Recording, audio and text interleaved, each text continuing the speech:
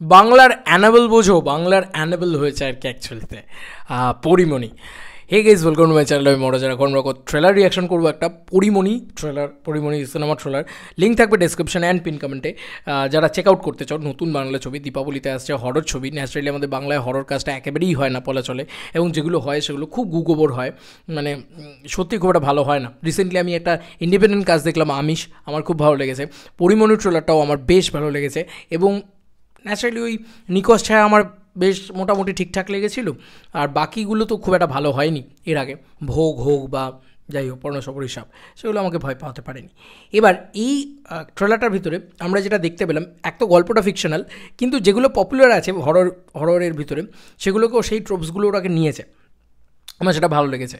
এবার প্রথম পয়েন্ট হচ্ছে যে যেখানে বাচ্চাটাকে দেখা যাচ্ছে, এরকম একটা বাচ্চা ট্রোপ ওয়ার্ক করেছে। আচ্ছা, বাচ্চার ট্রোপটাকে ইউজ করেছে, কিন্তু কোনো অ্যাডাল্ট দিকে যায়নি, মানে মা যেরকম পিরিয়ডস বা ইত্যাদি দেখাচ্ছে সেই রকম কিছুর দিকে যায়নি, একদম বাচ্চার ট্রোপেই আটকে আছে, একদম বাচ্চাটাকে নিয়ে করেছে, তার পুতুল নিয়ে খেলেছে, ঠিক আছে।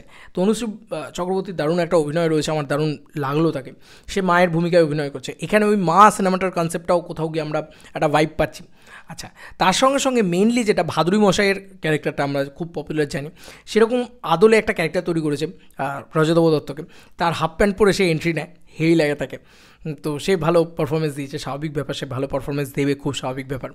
এবং তার সঙ্গে সঙ্গে ওভারঅল যে প্যাটার্নটা বা যে রাজবাড়ি যেভাবে যোগ্যটোগ্য হচ্ছে, বাকি সমস্ত যে গ্র্যান্ডার ইত্যাদি দেখানো হয়েছে, সেগুলো কিন্তু খুব ভালো। সৌভিকদের পরিচালনা, এবং আরও একজন ডিরেক্টর রয়েছেন সিদ্ধার্থ চক্রবর্তী সম্ভবত।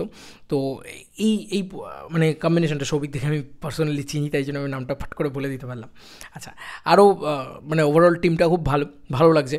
দেখো, লুক অ্যান্ড ফিল ওয়াইজ আমি বলি, ইন্ডিপেন্ডেন্টলি তারা যে ট্রাই করছে হরর ছবি, সেটা তারা খারাপ বানায়নি, ভালোই করেছে। ডায়লগ ওয়াইজ ভালো লেগেছে, কিন্তু একটা জায়গা আমার শুধু একটুখানি মনে হয়েছে যে রজতবাবু দত্ত যখন বলছে যে এর থেকে বাঁচার উপায় কী, আরে ওই যদি এত মানে পাওয়ারফুল হয়, তাহলে ওই মানুষটার পাওয়ারটা নষ্ট করে দেওয়া হলো, যে ওই মানুষটা ফট করে গিয়ে আবার আরেকজনের কাছে জিজ্ঞেস করছে যে এর থেকে বাঁচার উপায় কী।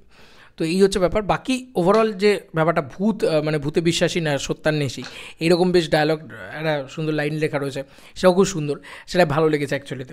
লুক অ্যান্ড ফিল ভালো আছে, আমি বারবারই বলছি, দেখতে ভালো লাগবে। ফেসবুকে এসেছে ট্রেলারটা, মূলত আমি তো ট্রেলারটা দেখেছি। তবে হ্যাঁ, রাত্রিবেলা যদি দেখো, একটা আলাদা কাচমচমে ভয়, প্রচুর স্ক্যারি সিন রাখা হয়েছে, যেগুলোতে যদি একটু ভয় কাজ করে। এবং দীপাবলির টাইমটাই এমন না, ওই ভূত চতুর্দশী ওই ব্যাপারটা থাকে।